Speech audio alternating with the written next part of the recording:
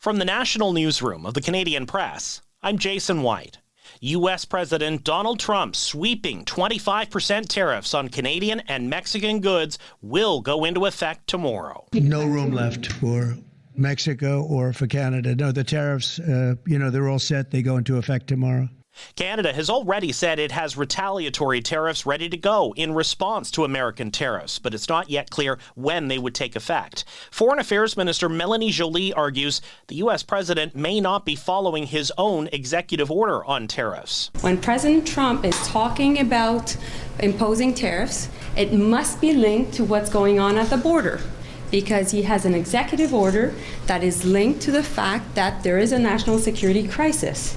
And so we know that's not the case at the border. She made the comments immediately after Trump's announcement the tariffs would go ahead.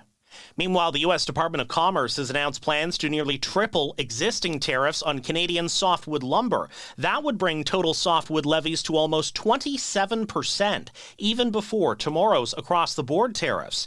The BC Lumber Trade Council calls the hike unjustified. Former Prime Minister Stephen Harper says Mark Carney is falsely taking credit for steering the economy through the global financial crisis nearly 15 years ago. Stephen Harper tapped Mark Carney to lead the Bank of Canada in 2007, leaving him in charge as Canada navigated the global banking crisis that followed.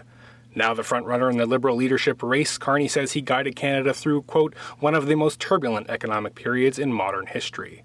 But Harper says Carney is stretching the truth. The former Prime Minister writes in a Conservative Party fundraising email today that it was his Finance Minister Jim Flaherty, not Carney, making the hard calls during the crisis. The Liberal leadership race is set to conclude in Ottawa on Sunday. Craig Lord, The Canadian Press, Ottawa. An Alberta-based analyst says the military needs to fix its white supremacy problem before it grows. Political scientist Andy Knight says his research suggests current attitudes within the forces favor white, male, and Christian cultures and put other groups at a disadvantage. Knight is set to meet with defense and military officials in Ottawa to discuss his findings and his recommendations. It's like rain.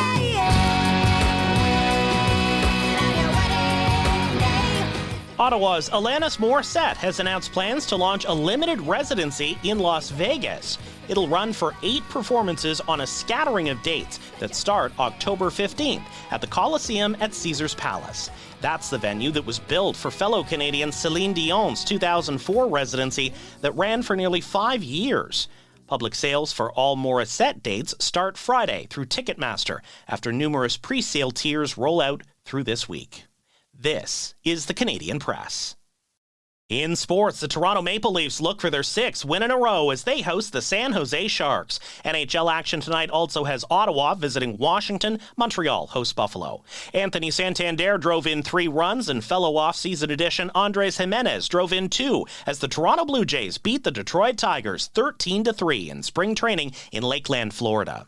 2 sources say curler Brianne Harris has filed a complaint against the Canadian Centre for Ethics in Sport. Harris was recently reinstated from a suspension after she was found not liable for an anti-doping violation. Her lawyers allege sensitive info about her case was leaked online.